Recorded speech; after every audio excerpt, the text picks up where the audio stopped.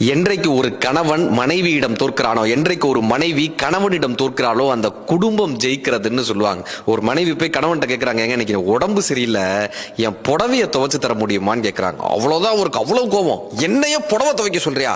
என்ன நினைச்ச? என்னுடைய அதிகாரம் என்ன? என்னுடைய பணம் என்ன? என்னுடைய பதவி என்ன? நான் எவ்வளவு பெரிய ஆள் தெரியுமா? என்னைய புடவை துவைக்க சொல்றியா? இனிமே உன் கூட குடும்பமே நடத்த முடியாதுன்னு சொல்லி ஒரு சாமியார் மடத்துல போய் சாமியார் ஆயிட்டாரு சார்.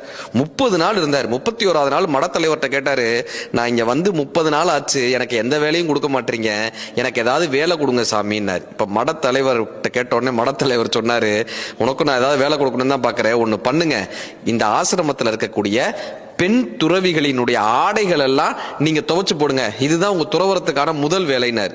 ஒழுங்கா வீட்டுல இருந்திருந்தா ஒரு புடவையோட முடிஞ்சிருக்கும். இப்ப அந்த மடத்துல சேர்ந்து அங்க இருக்கக்கூடிய அத்தனை பேருடைய புடவையும் தினம் 100 புடவையை துவைச்சிட்டு இருந்தார்.